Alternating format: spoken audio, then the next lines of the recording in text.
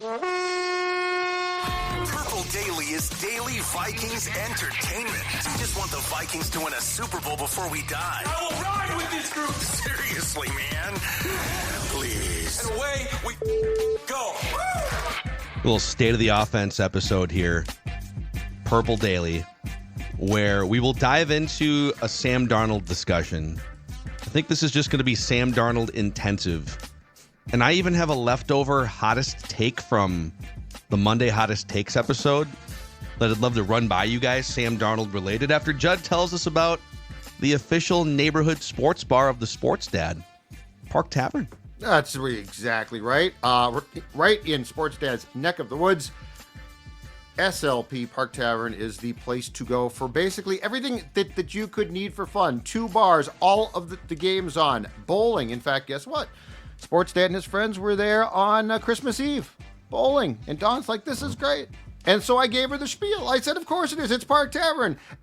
Located right here by our house. Highway 7, Louisiana Avenue South. Dawn, what more could you possibly want? Open 365 days a year. The place to go for whatever you need, again, including their New Year's Eve party, which has cosmic bowling. ParkTavern.net. Check them out, and perhaps you'll find Sports Dad sitting at the bar enjoying a beer at the neighborhood bar of the Sports Dad, St. Louis Park, Park Tavern. If that's not enough incentive, you could just walk in there and the Sports Dad might be sitting there with his Pat Riley slick back hair. Dawn's like, this is great. I said, honey, of course it's great. And then I gave her the entire spiel, and she rolled her eyes, and I said, why are you rolling your eyes when I'm telling you about how great Park Tavern is? I do it every day. You have to believe. Did you do the NASCAR outfit change while you were explaining here? Oh, he's my honey. No, I didn't. And full disclosure, I didn't bowl either. Okay. Oh, wow. Too good for bowling, huh? And not too good for bowling. I'm sort of retired from bowling. You don't want to pull anything? It's a change of I bowled shoes. this weekend. You got to change your shoes, and then you got to change your shoes back, and then you got to find a ball that's comfortable for your hand. Which they have plenty of at Park Tavern. They do. They do, absolutely. But you know what? If you just want to watch bowling, Park Tavern's the place for you as well. So, okay, state of the offense. We're going to get to the Sam Darnold portion here momentarily, but just like, where does the overall offense rank after the first 17 weeks? Scoring offense, the Vikings are 9th. Yards per play, 10th. Offensive expected points added, 10th. Third down conversion rate, 11th. Red zone touchdown rate, 10th. And then turnover rate, they were down right near the bottom first half of the season. They've clawed their way back to 19th in turnover rate because they have reduced turnovers the last month and a half. Mm-hmm. But scoring, yards per play, analytics, third downs, red zone, basically 10th average across the board. So they have a top 10 offense. I think the reason why it's not higher is because their running game is it's kind of just for show. I mean, Aaron Jones will break some runs here and there, and he's having a good season. But they do not have the dominant running game that the Eagles have or that the Lions have, some of the other teams that you might face. But they're making up for it with Sam Darnold going bonkers through the air. So just generally, the Vikings have the 10th best offense in the NFL. Which if you had given out all those stats without the context of the run game in July and said, okay, this is going to be the Vikings' plight offensively, I think everybody takes it. Everybody. Yeah. And we probably think that the run game is better. We certainly don't think that Sam Darnold is on an MVP potential track at the time. But I think if you had said flat out on, July 20th, hey, guys, the defense and the offense are going to be top 10 in a bunch of categories, you take that in a heartbeat. Yeah. You take that in a heartbeat. And the other sneaky stat is it's not just the fact that the Vikings began the season continuing to turn over the ball more than one would like, but it's this. The turnover differential is fantastic because the defense has been so opportunistic. It makes your screw-ups a little bit easier to handle when you force a Josh Jacobs fumble on Sunday, right? On the first series, recover it and end a drive. So it would be very hard to complain now if we went back and sort of laid out what you just did in the summer. Yep. Okay, let's do the Sam Darnold thing here. after just another ridiculous performance, career high in passing yards. That's an awesome defense, too. The Packers defense has been right there step for step in almost every category with a really good Vikings defense. And Sam Darnold and Kevin O'Connell carved them for 3 hours. So here's where he ranks in the 7 key categories that we've been tracking all year. Passer rating, 5th. QBR, 13th. Expected points added, 7th. Yards per attempt, 4th. PFF grade, 6th. Adjusted completion percentage when you take away drops, 5th. Big time throw percentage, 4th. When you average out those 7 categories, Sam Darnold's average rank is 6th among quarterbacks in the NFL. And what's kind of crazy is, and I'd have to do the same math for all the quarterbacks in the league. So I don't know what, like, who the top 5 are, because I have not done like all of those guys in every category. But generally, Mahomes, who's having kind of a down year statistically, still regarded as the best quarterback in the world. Josh Allen, Joe Burrow, Lamar Jackson. I think unequivocally, those are your 4 best quarterbacks in the world. And then there's a line. And the next few spots are up for grabs.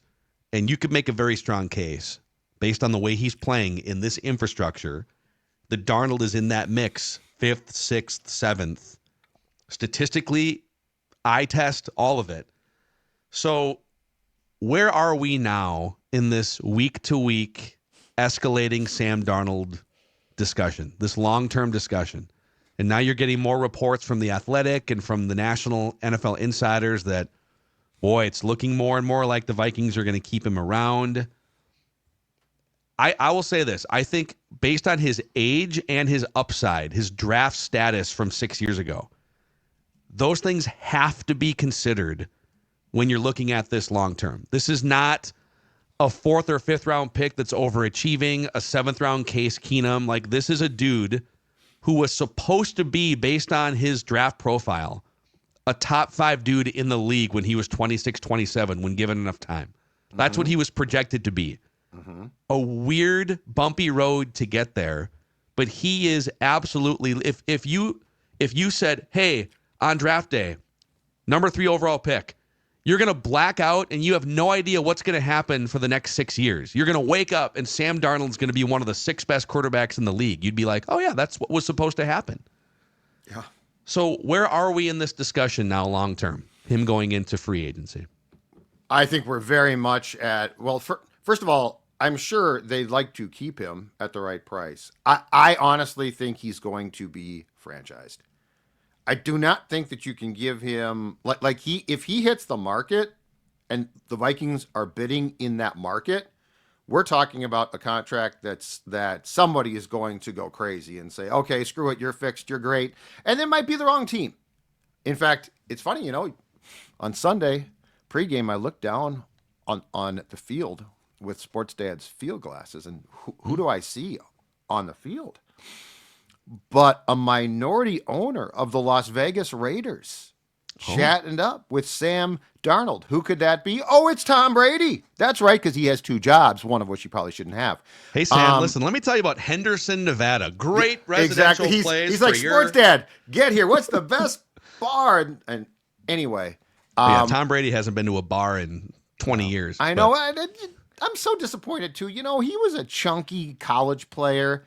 Like, Tom Brady had fun. What happened to him? He once, dude, you're retired now. Go have a beer. It's fine. But anyway, I think they're going to franchise him.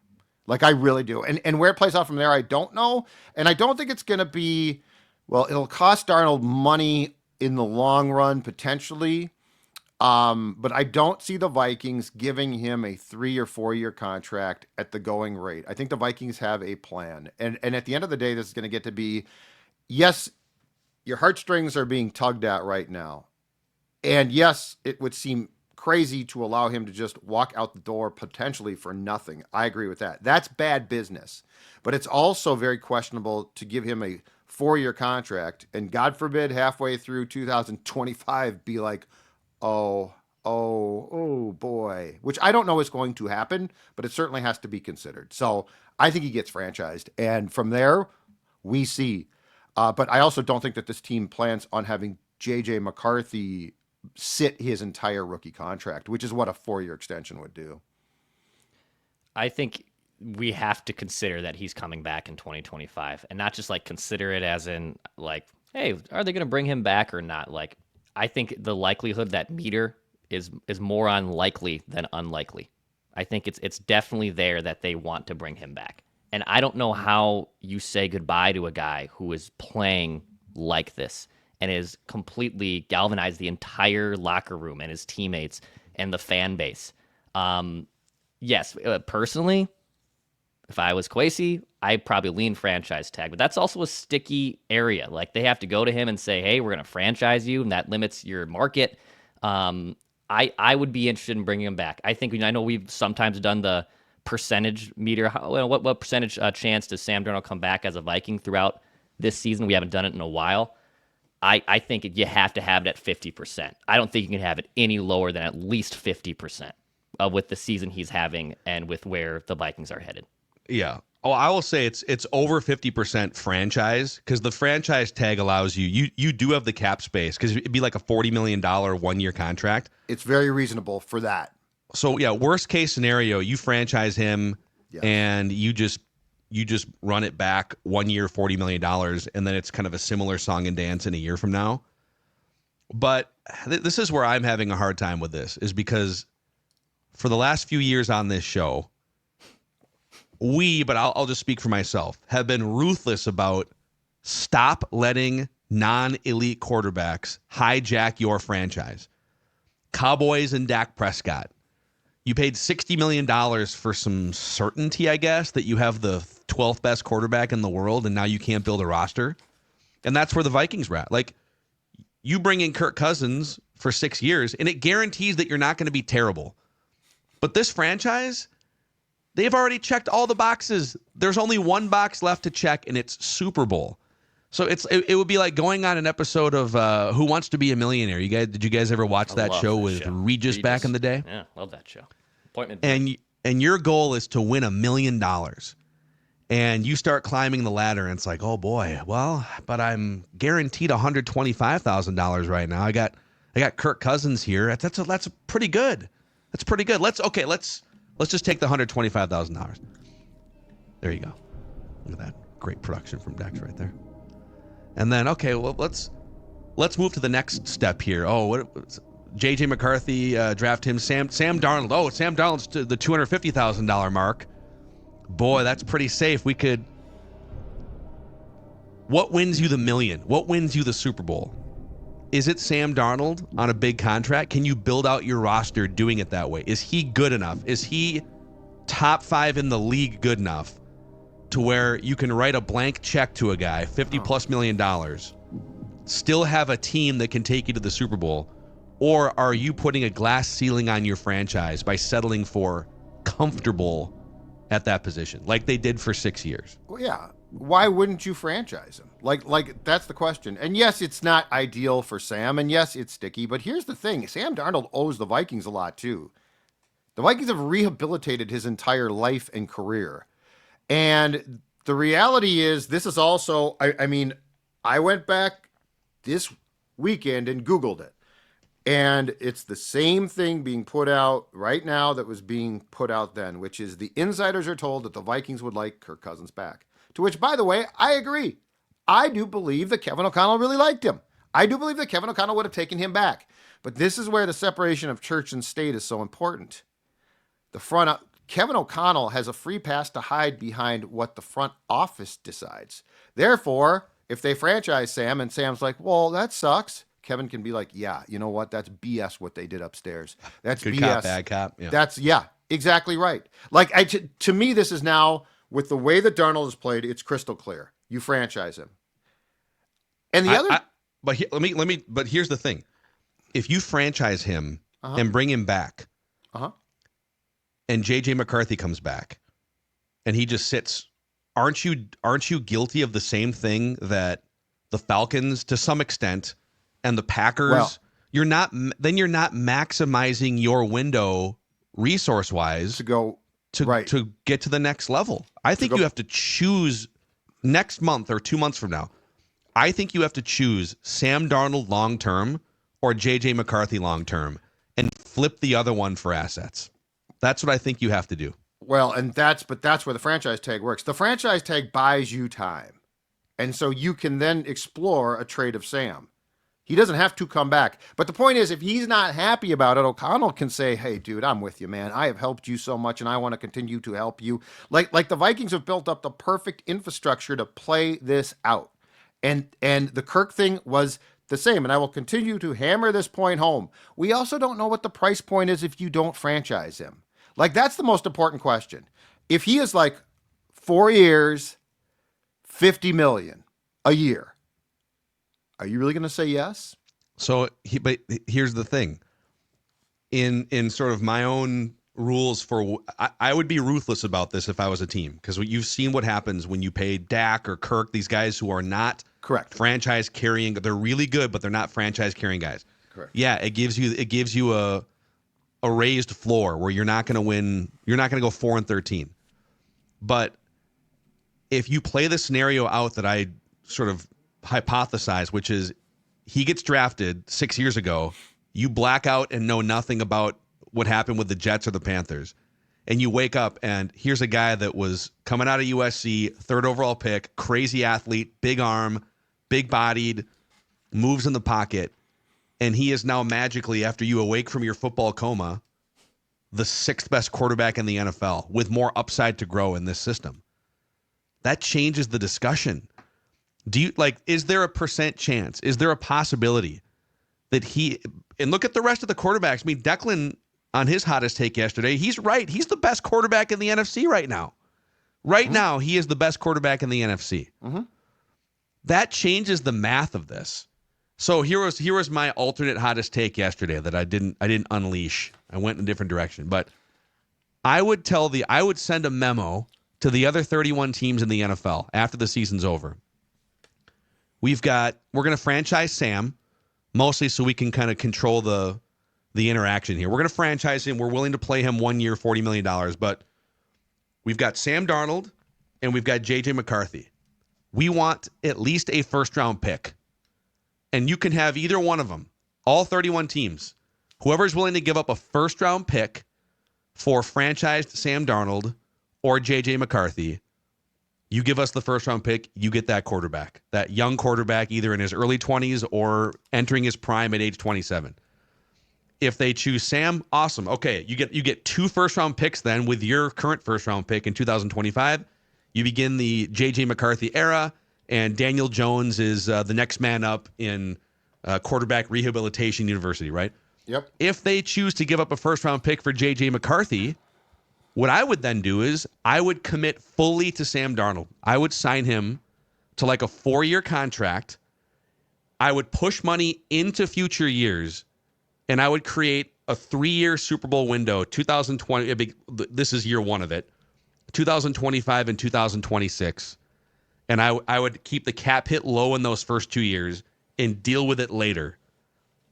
I would commit one way or the other. I wouldn't ride this fence of let's play him on a $40 million 1-year deal while we stash JJ McCarthy and limit our ability to add other players to the roster. Pick a path. Okay, but here's the problem with the Darnold path on a multi-year contract extension. Are you convinced this is real for multiple years? I need to see at least another year of this. But you can win a Super Bowl right now. Like yes. The window is more. The evidence is different. Like the evidence is different for right now. The window is compared to 6 months ago. You're thinking, maybe 25, 26. Right.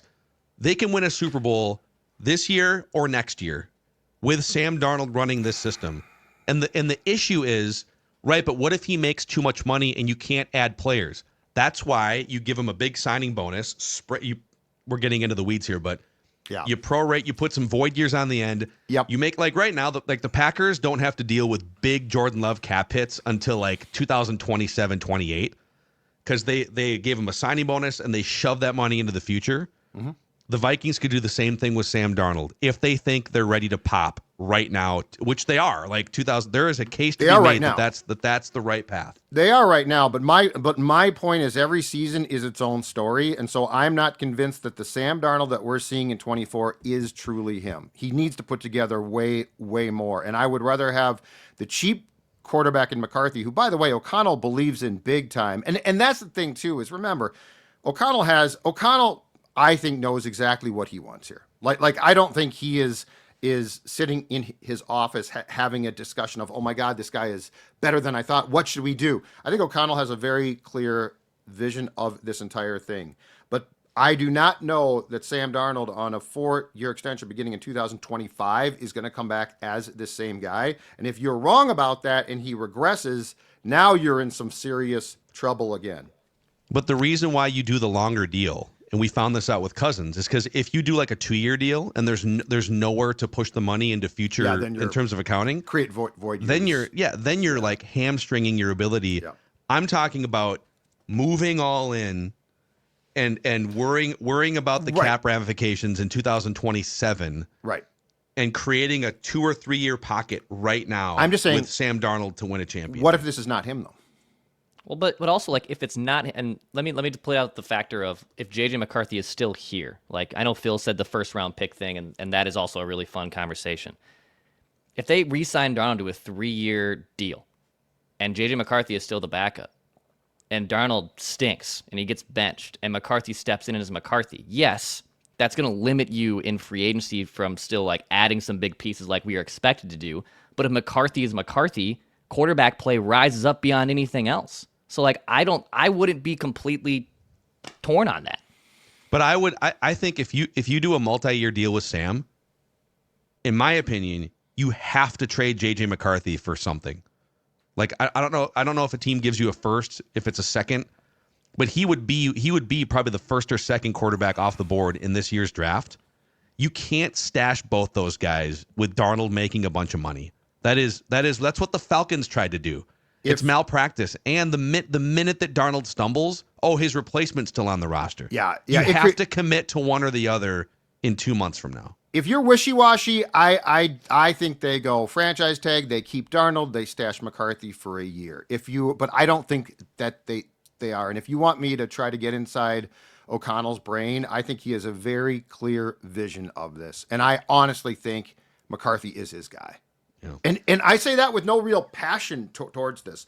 But if you look at what he's done with Darnold, if you look at the commitment that he has made to McCarthy, I just think the franchise tag now becomes the hammer for the Vikings to use as a means to try to get something for Darnold, which it's not a nice world business of this league is absolutely imperative. You cannot let Darnold, this version cannot walk out the door for nothing. 100. Well, yeah, I think all of us are on right. The but same page I'm with saying that that's but there's 2 tracks here. One is the O'Connell, I develop you, I love you, I'd like to have 53 guys in red jerseys at practice. And the other is the Kwesi Brzezinski world where it's like, okay, that's fine, but we're going to maximize the return then.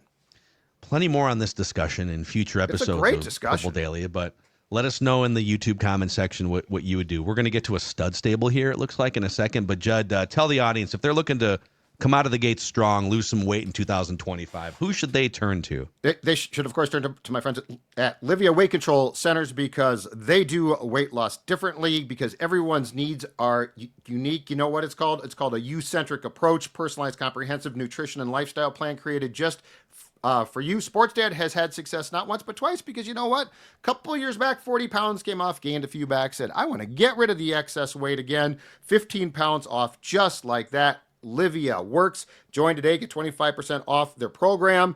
Nine centers in town to go to. But here's the best part. If you're watching Purple Daily outside the state, that's okay because the whole thing can be done virtually. Again, 25% off.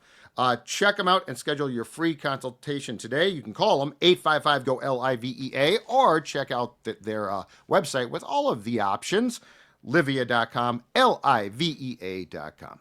Also, hey, Black Stack, which you can find Black Stack Brewing inside US Bank Stadium during Vikings games, also available most likely at your local liquor store anywhere in the state of Minnesota, and expanded distribution into Wisconsin, Nebraska, and South Dakota. Love the tap room, by the way, the second largest tap room in the state of Minnesota. Extensive beer selection, including limited edition beers only found in the tap room. Also hard seltzer cocktails, boozy slushies. Black Stack Brewing, a staple in the state of Minnesota. When you go to that tap room, by the way, they have a 190-inch big screen TV where there's games or movies playing, food trucks and pop-ups every day. Just a great spot for a friend or family get-together, meetups, or whatever it may be. Blackstackbrewing.com to see what events are going on over the next month. Blackstackbrewing.com. Okay, he is the most passionate Vikings fan we know. You can find him on Twitter/X, RandyVikes69. He is Randy in Cottage Grove. Randy. Hey, Happy holidays, buddy. School. Yeah, school. School to you and yours as well. Yeah. I have. Did I hear something about boozy slushies? Yes, you did. Yes, blackstackbrewing.com and Blackstack, the tap room of many amazing beverages. I gotta buy. My buddy Ron makes what we. You guys are familiar with what they call Wapatui or Wap. A wop. He makes in the summer months. He makes wopsicles, and they're really good. He puts like all the Wapatui ingredients in the little popsicle molds, and then we sit around on his boat, having wopsicles. Sounds I great. have to take that recipe from you guys. That They're sounds strong. like I mean, they'll sneak up on you. And even no doubt. for somebody who's seasoned, they'll sneak up on you for sure. Ron, that's a secret recipe though. I can't give that out. Okay, maybe what if maybe offline would you want to give it out or Yeah, maybe. Well, maybe I'll just ask Ron. But it's called Okay. just you can probably Check Google with it. Ron. Just wopsicles. But I want a boozy slushy. Sounds good. I've been having a good. As you guys know, I missed a couple of stables with a couple of health scares that we've been talking through, and we don't need to get back into that. But I'm good now, and we still haven't lost. This is what gonna be 9 stables, I think, in a row now. 9, man. Yeah. And I think it's gonna be able to make it 10. But I'm just so proud of this team, from Quezzy on to KOC and all the way down. They're all I have a calm right now that I'm not used to this time of year. Everything feels like it's just kind of lining up for old Randy on this season. It's all about you, no question about it. Yeah, it's a very zen-like feeling going in. I mean, it's a pretty high-stakes game, Sunday Night Football against the Lions. So, what I that you're- don't understand, and maybe somebody can ask Tagliabue, but why? How come if we happen to lose, if we got jobbed or something by the refs next week, and we happen to lose, why would we not be the number 3? That's a bogus. They should change that. Nobody should get a better rank just you'll be for the division. Just make it based on your record. Yeah, maybe someone can check in on Paul Tagliabue. Could Roselle, make that perhaps. change. Yeah. I think he's dead, but we could check in with him as well. But I'm snug. We're all snug for what's coming. First of all, next week that's a huge.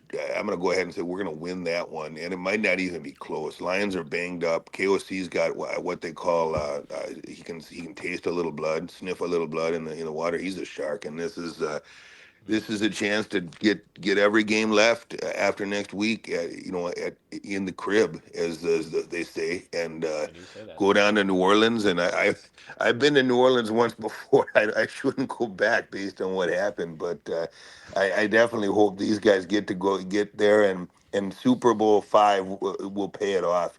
And if I get the chance to do a Super Bowl stud stable, my brain might implode.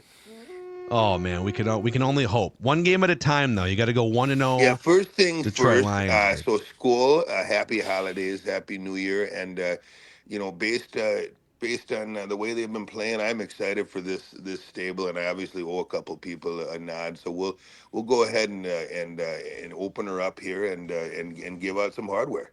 All right, here it is. This is the Randy and Cottage Grove Week 17 stud stable, 14-2 stud stable here. Starting out, a guy who just continues to surprise a lot of people based on where he was kind of MIA early in the year, and not anymore. He's setting all kinds of records for tutties for young receivers, and that's Jordan Addison.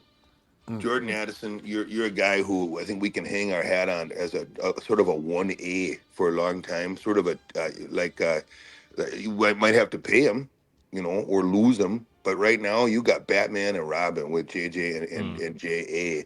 And so Jordan Addison, you're a stud. Yeah. That's a good point. Yeah, let's go. LFG. Here's a guy yesterday who stepped up when we needed it most, and he really did. That catch at the end of the game was a hell of a catch. We were already snug, but it kept us snug and put that game on ice. And that's Cam Akers. Cam, you've been what they call a journeyman, a guy who's willing to got a hard hat and a briefcase and will go where you're needed. And then right now you're needed here. Hopefully, Aaron Jones is back post haste. But right now you got you, Cam, and if you need to step up, you will. Cam Akers, you are a stud.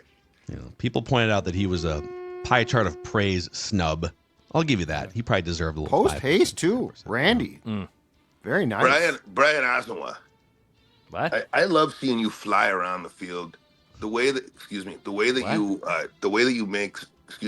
you make some of these big hits and the big clutch moments. You're a guy who I think has a bright future in this league, and you're a stud. See, Brian Asamoah? Garrett Bradbury. On special teams or Garrett? what? Garrett Bradbury. You're what they call a horse. You just go. You go and you go and you push and you push. And yesterday you did some really big time pushing and plowing and shoving for us. And Garrett Bradbury, you deserve this too. So you're a stud. Did Brian Asamoah play defensive snap, Phil? He Blake Brandel. Are you just like going alphabetically down the roster right now, or what's Randy, what's happening? going on? You okay? Oh, he is. Did you guys? I got a lot more here. You gotta slow it down. Did you guys not see KOC yesterday? I saw him. Yeah, he did a great Who job. did he I saw give him game? talking to I'm Asamoah. sorry. Who did Asamoah. he give game balls to? Well, Everyone. he said everyone in the Everybody. locker room. Yeah, okay. Why can't they all be studs? I missed a couple Wait, weeks. do you have the whole roster? There's 53 guys who stepped up and they got a big win. And game wasn't close. Refs are trying to job us, and I'm trying to give them all a spot in the heart. I'm not sure we have time for the Dan Feeney game ball. It's like when you drafted the entire like 7-round mock. We just don't have time for that. So excuse me, guys on the roster, if you're listening, you're studs, and they don't want to give you your due. Well, all 53 you guys are studs, and you're gonna win Sunday. We just don't have time for. What if you do this? What if you carried over the rest? We could do this. Randy Vike 69 on Twitter. Why don't you give everyone the love that they deserve, and then we'll just like retweet you. They need to hear me say it. Stud. Like stud. You're a stud. They love that. People talk about it. And they get jacked up and they get them motivated. And this is now all right, you guys who you are, all of you. If you wear that purple and you're on the roster, you're a stud. And then don't let anyone tell you otherwise. 53 guys, KOC, everyone else, Quezzy, stud. And I think he's gone. Here he goes. I think he went to the top of the roster. Definitely alphabetic. Definitely And just started alphabetical. going alphabetically. Addison Akers, Asamoah, Yeah. Bradbury, Brandel, Jonathan Bullard was coming up there. Which totally fooled me though, because Yeah, the first two were valid. Yeah, exactly. Well, When he actually, started, it's like, like, that had a great most game. of the top 10 are like Bradbury, Brandel, Cam Bynum, Blake Cashman, Ty Chandler got some run, Sam Darnold. I don't know if I would have fully caught on until like Dan Feeney, maybe Kamu Grugier-Hill. The awesome one, I'm like, did I miss something on special teams? Did he make some type of like touchdown saving tackle on special teams? I don't know, man. But all right, there's your week 17 stud stable from the most passionate Vikings fan we know, Randy in Cottage Grove. All right, yeah, and let us know. Let us know what you think right now. If you ran the Vikings, what would you do with Sam Darnold and JJ McCarthy? Hit us up in the YouTube comment section or through the feedback tab in the Score North app for Feedback Friday. This is Purple Daily, where we just want the Vikings to win a Super Bowl before we die.